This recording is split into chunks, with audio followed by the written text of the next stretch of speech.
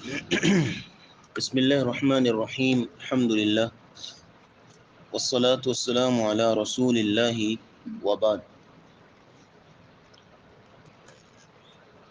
گزشتہ سبق میں ہم نے سورۃ النور کی آیت نمبر 21 آپ کے سامنے رکھی تھی، جس میں اللہ تعالیٰ نے شیطان کے قدموں کی پیروی کرنے سے منع فرمایا۔ اس میں اصل بات یہ ہے کہ جب کسی کے بارے میں کوئی بدگمانی پیدا ہوتی ہے، ذہن میں کوئی منفی خیالات پیدا ہوتے ہیں، تو یہ تو ہوتا ہے شیطان کا وسوسہ، لیکن اس وسوسے کو اپنے دماغ میں پالنا، پرورش کرنا اور پھر اس کو اپنے عمل کا حصہ بنانا، یہ ہوتا ہے شیطان کے قدموں کی پیروی کرنا۔ کہ اس نے تو اپنا کام کیا، جو کیا، خیالات پیدا کیے مائنڈ میں، وسوسہ ڈالا، لیکن ہم نے اس کو پال کے تو عملی جامہ جب پہنایا نا، تو پھر ہو گیا کہ شیطان کے قدموں کی پیروی۔ اس لیے اللہ نے اس بات سے منع کیا کہ دماغ میں اگر ایسے خیالات پیدا ہو رہے ہیں تو ان کو جھٹکا جائے، ختم کیا جائے، نہ کہ ان کو پالا جائے اور ان کو عمل میں لایا جائے۔ اس لیے فرمایا یا ایھا الذین آمنوا لا تتبعوا خطوات الشیطان، اے ایمان والو شیطان کے قدموں کی پیروی نہ کرو، اور اس کی وجہ بھی بیان کی، وَمَن يَتَّبِعْ خُطُوَاتِ الشَّيْطَانِ فَإِنَّهُ يَأْمُرُ بِالْفَحْشَاءِ وَالْمُنکَرِ، کہ جو شیطان کے قدموں کی پیروی کرتا ہے، یعنی اس طرح اس کے خیالات کو، اس کے وسوسوں کو عملی جامہ پہناتا ہے، تو وہ یہی بات جان لے کہ شیطان نے تو بس بے حیائی کی طرف اور برائی کی طرف لے کر جانا ہے، اور یہ اللہ کا فضل ہے اور اس کی رحمت ہے کہ تم کافی حد تک برائیوں سے بچے ہوئے ہو، وگرنہ اس کا فضل اور اس کی رحمت نہ ہوتی تو بہت کچھ جو ہے وہ معاملہ جہالت در جہالت تک پہنچ جاتا۔ یہ تو اللہ کا فضل ہے کہ بہت سارے وسوسوں کے ہوتے ہوئے بھی، شیطان کی بہت ساری کوششوں کے ہوتے ہوئے بھی اللہ تمہیں بہت ساری برائیوں سے بچائے ہوئے ہے۔ تو وَلَٰكِنَّ اللَّهَ يُزَكِّي مَن يَشَاءُ، اللہ جسے چاہتا ہے پاک کرتا ہے۔ تو یہ ہم نے لاسٹ ٹائم بتایا تھا کہ اللہ رب العزت بندوں کو پاک کرتے ہیں، اس کے دو طریقے ہم نے بتائے تھے۔ ایک تو یہ ہے کہ اللہ رب العزت اپنے بندے کو گناہ سے بچا کے پاک کرتا ہے، یعنی بہت سی جگہوں سے اللہ اپنے بندے کو بچا لیتا ہے، گناہ سے روک لیتا ہے۔ ایک طریقہ تو یہ ہے۔ دوسرا طریقہ ہم نے بتایا تھا کہ توبہ کی توفیق دے کے، گناہ ہو گیا، اب اللہ اس کو توبہ کی توفیق دیتا ہے تاکہ وہ اپنے آپ کو پاک کر لے۔ اور تیسرا طریقہ جو آج جو ہے وہ آپ ایڈ کر لیں، اس میں اللہ اپنے بندوں کو پاک کرتے ہیں پردہ پوشی کر کے، اپنے بندوں کے عیبوں پہ، ان کی برائیوں پہ، ان کے گناہوں پہ پردہ ڈال کے اللہ اپنے بندے کو پاک کرتے ہیں۔ کیونکہ جب کسی بندے کی برائی آشکار ہو جائے نا، تو اس کے اندر تھوڑا سا ڈھیٹ پن آ جاتا ہے، ہو سکتا ہے کہ وہ توبہ کی طرف نہ آئے، لیکن جب اللہ کی رحمت کا پردہ پڑا ہوا ہے تو ہو سکتا ہے ایک نہ ایک دن اس کو شرم آ ہی جاتی ہے، اس کو ایک احساس ہو ہی جاتا ہے۔ اس لیے کسی شاعر نے کتنی خوبصورت بات کہی تھی، اس نے کہا واللہ لو علموا قبیح سریرتی لابى السلام علی من یلقانی، اگر لوگوں کو میرے گناہوں کا پتہ چل جائے نا تو کوئی بندہ مجھ سے سلام تک نہ لے، لیکن سترت معایبی و مخالبی، مالکہ یہ تیری کرم نوازی ہے کہ تو نے میرے عیبوں پہ اور میری برائیوں پہ پردہ ڈالا ہوا ہے، وگرنہ لوگوں کو پتہ چل جائے تو لوگ مجھ سے سلام تک نہ لیں۔ تو یہ اللہ پردہ ڈال کے اپنے بندے کو پاک کرتا ہے۔ تو آگے چلتے ہیں، اگلی آیت، آیت نمبر 22، جو حضرت ابو بکر صدیق رضی اللہ تعالیٰ عنہ کے بارے میں نازل ہوئی تھی۔ اصل معاملہ یہ ہے کہ جب سیدہ عائشہ صدیقہ رضی اللہ تعالیٰ عنہ کی برات نازل ہوئی نا، اللہ رب العزت نے پاکیزہ قرار دیا، تو اس وقت چونکہ آپ کو پتہ ہے کہ 3 نام آتے ہیں کہ جو برائی کی تشہیر کرنے میں پیش تھے، جیسے کہ مصطح بن اساسہ ہے، حمنہ بنت جہش ہے، اور حسان بن ثابت ہے رضی اللہ تعالی عنہم اجمعین، ان تین کا نام آتا ہے۔ ان میں سے جو مصطح بن اساسہ تھے یہ ابوبکر صدیق رضی اللہ تعالیٰ عنہ کے رشتہ دار تھے، یعنی خالہ زاد تھے، اور ہے مہاجر صحابی، لیکن تھے بڑے مسکین اور مفلس اور نادار۔ تو ابوبکر صدیق رضی اللہ تعالیٰ عنہ ان کو ماہانہ وظیفہ دیا کرتے تھے، راشن بھیجا کرتے تھے، اور بھی کئی ضروریات جو ہے ان کی پوری کیا کرتے تھے۔ لیکن جب اس واقعے میں وہ ملوث ہوئے اور جگہ جگہ ان کی بیٹی کے بارے میں یہ جھوٹی بات پھیلانے لگ گئے تو ابوبکر صدیق کو ان کے بارے میں بڑا دکھ ہوا۔ دو اعتبار سے دکھ ہوا کہ یار ایک تو یہ ہے کہ اس نے رشتہ داری کا پاس نہیں کیا، میرا رشتہ دار ہے، خالہ زاد ہے، اس نے رشتہ داری کا پاس نہیں کیا، میری بیٹی کے بارے میں ایک جھوٹی بات پھیلی ہوئی ہے اور وہ جگہ جگہ تشہیر کر رہے ہیں۔ ابوبکر صدیق کو ایک بشری تقاضے کے تحت، ایک فطرت انسان کی، دکھ تو ہوا۔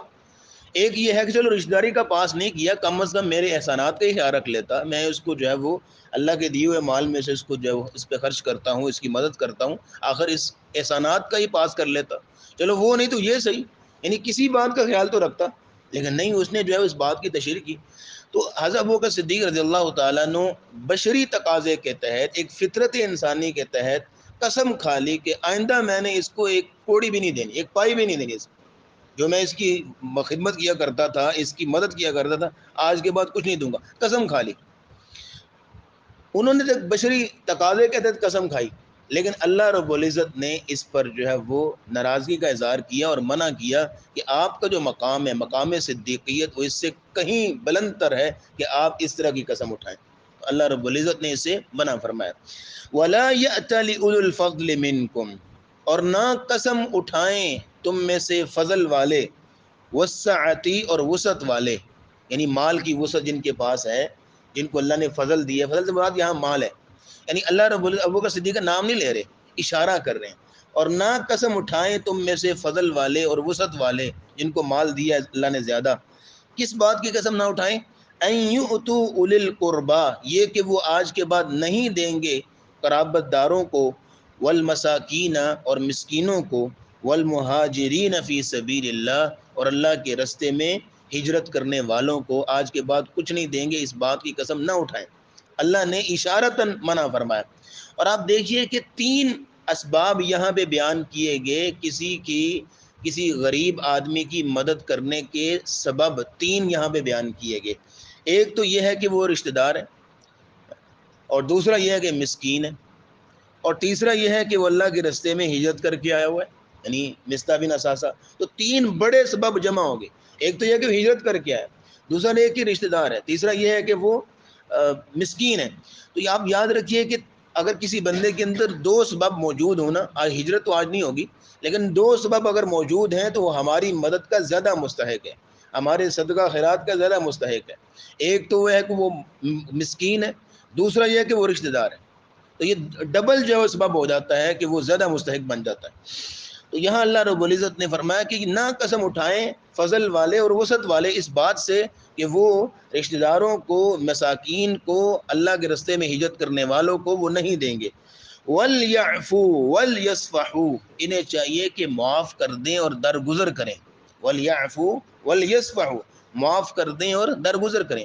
وَلْيَعْفُوا کا معنی ہوتا ہے، عفا یعفو کا معنی ہوتا ہے مٹانا، یعنی اس طریقے سے معاف کر دیں کہ ان کا خیال دل سے مٹا دیں، یعنی دل میں کوئی لغزش رہے ہی نہ، دل میں کوئی کینہ رہے ہی نہ، کوئی نفرت کے آثار رہے ہی نہ، نکال دو سب کچھ۔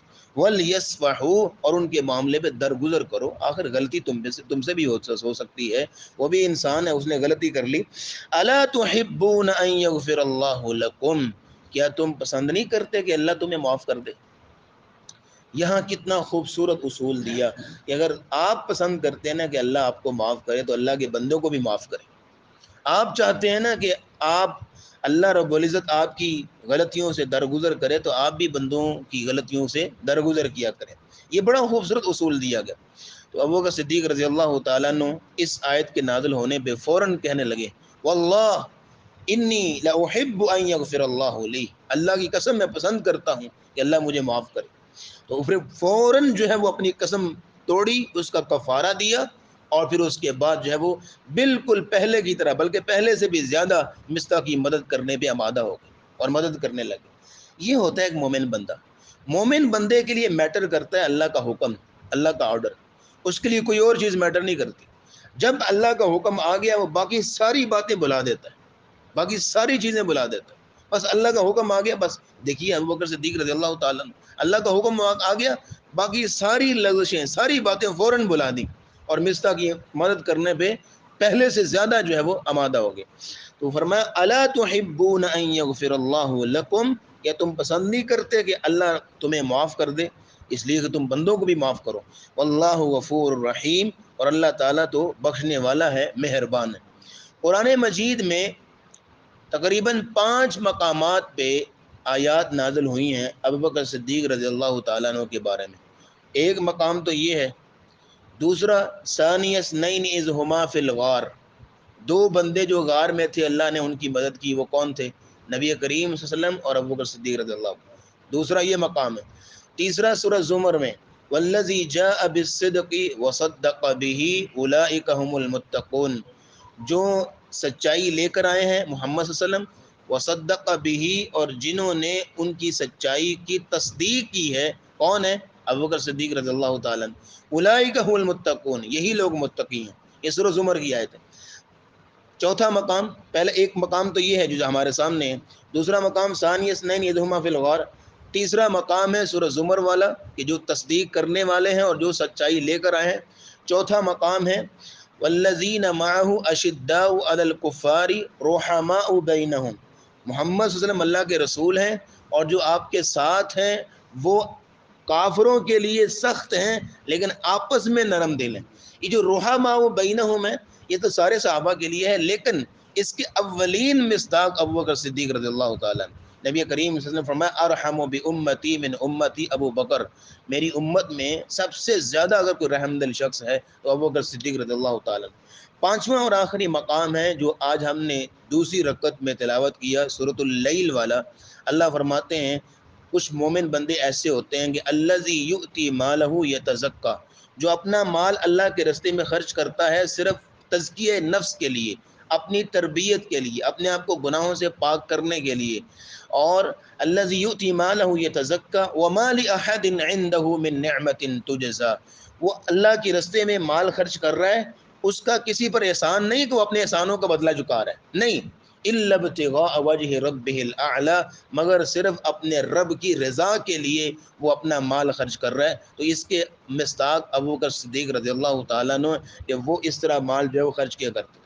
تو قرآن مجید میں 5 مقامات پہ آیات نازل ہوئی ہیں ابو بکر صدیق رضی اللہ تعالیٰ عنہ کے بارے میں، اور ان میں سے ایک یہ ہے کہ جن میں اشارتاً ان کو منع کیا گیا کہ بشری تقاضے کے تحت، ایک فطرت انسانی کے تحت آپ نے ایک چیز کی قسم تو اٹھا لی ہے کہ آپ نیکی کا کام نہیں کریں گے، اس سے یہ بھی معلوم ہوتا ہے کہ نیکی کا کام نہ کرنے کی قسم نہیں اٹھانی چاہیے، اس لیے اللہ نے منع فرمایا۔